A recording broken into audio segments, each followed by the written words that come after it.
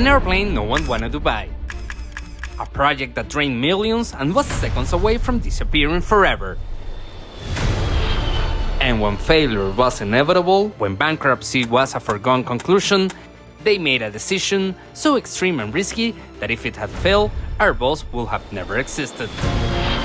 This isn't just the story of an airplane, it's the story of the moment aviation changed forever. We'll talk about the Airbus A300 and what they did to save it, you won't believe it.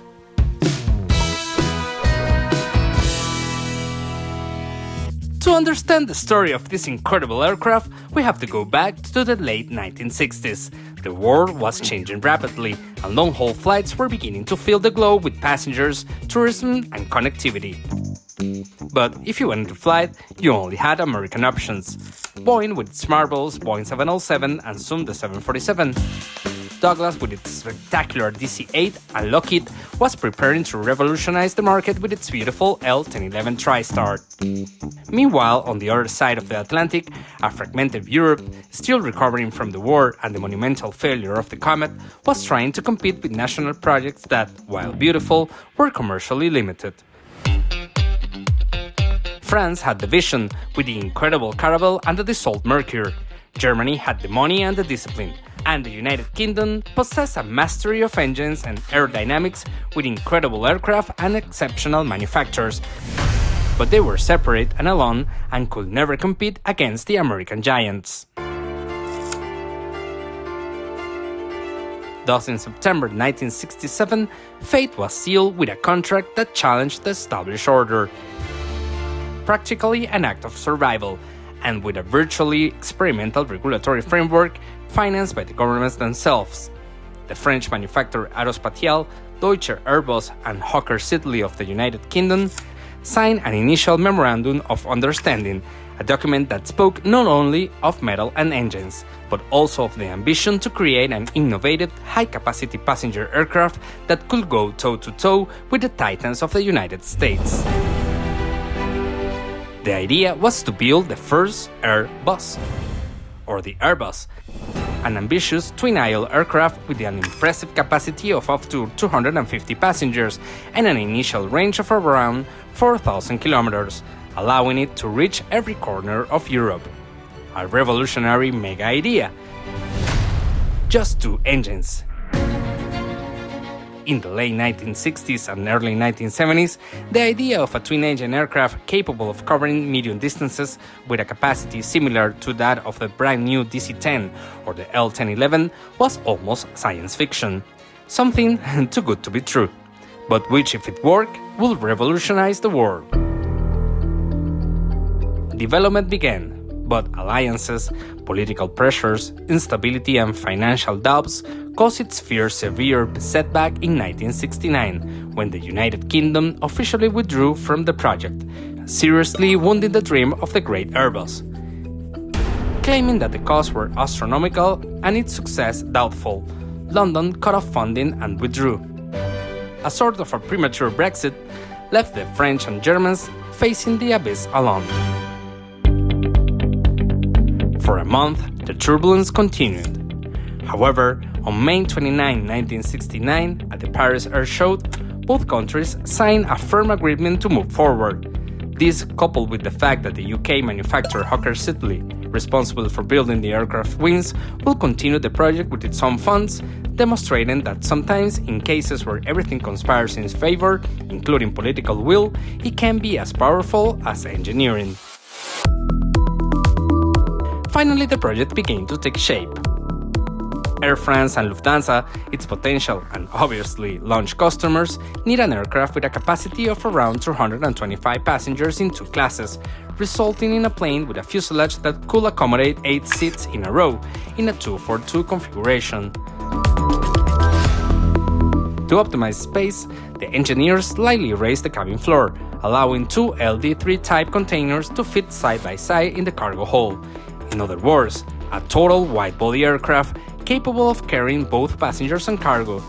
A true twin-engine monster. A crazy idea for the time. The official launch took place in a setting laden with symbolism, the Leverjet Air Show of 1969. There, French Minister J. Cham and German Karl Schiller signed the joint agreement inside a mock-up of the forward fuselage, especially designed for the occasion. To bring order to this chaos of nations, Airbus Industries was formally established on December 18, 1970. The original shareholders, each with 50%, were the French company Aerospace and the German company Deutsche Airbus. But the European puzzle continued to grow.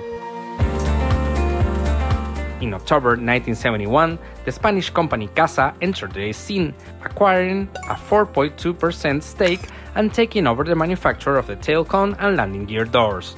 And although the British government had withdrawn, the manufacturer Hawker Siddeley was supplying the wings, whose design was already well advanced.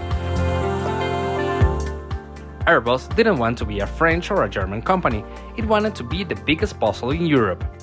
From day one, the A300 established a decentralized manufacturing model that is now legendary.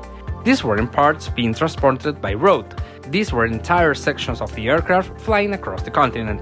While the final assembly line was being prepared in Toulouse, the wings arrived from the UK, the central fuselage and nose from France, and the front and rear sections were manufactured in Germany.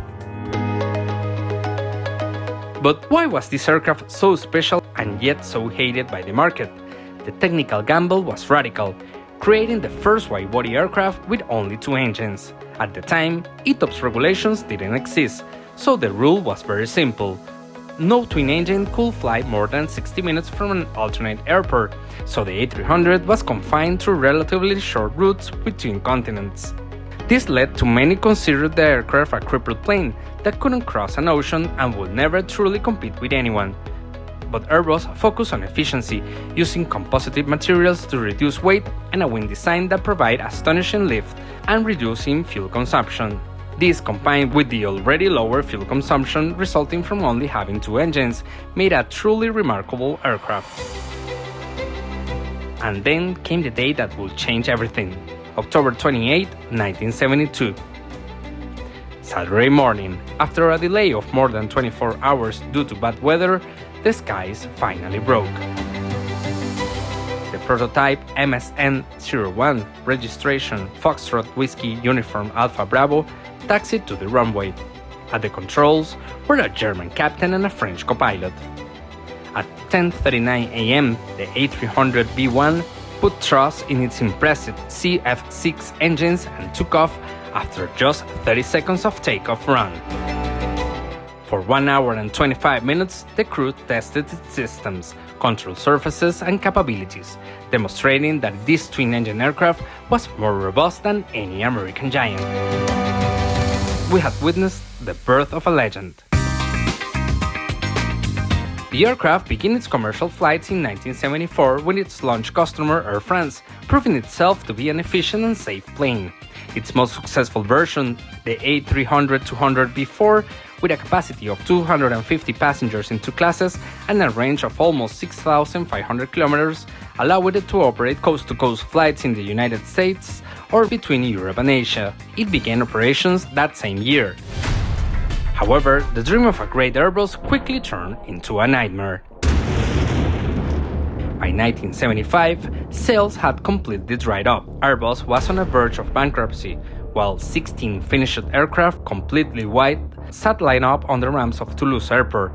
There were orphan planes, multi-million-dollar aircraft that no one wanted to buy. The company was weeks away from closing its doors and laying off thousands of workers. And it was precisely at that moment of utter despair that Airbus made a masterful move that would change its fate. Eastern Airlines, one of the largest airlines in the United States, was offered 4 Airbus A300 with a completely free of charge. Try them out. If you don't like it, simply just return it. And that's that. Aviation legend Frank Borman, former Apollo 8 astronaut and CEO of Eastern Airlines, accepted the challenge, and the results were a true earthquake in the industry.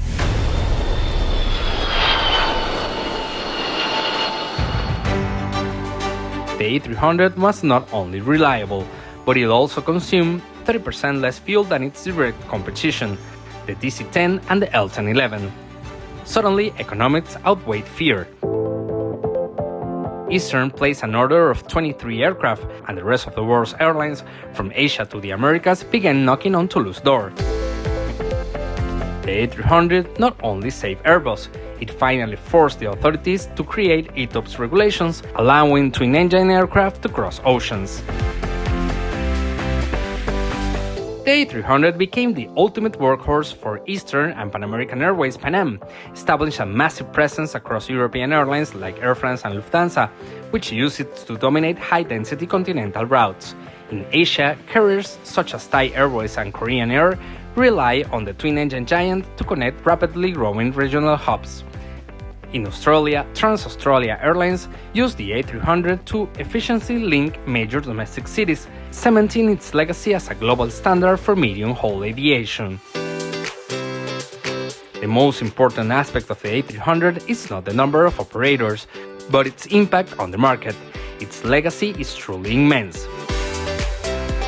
From its near-perfect design, the Airbus A310 was born, a smaller version of the A300 but with even greater technological advancements, high-tech cockpits with just 2 pilots, winglets and the ability to cover long distances with only 2 engines.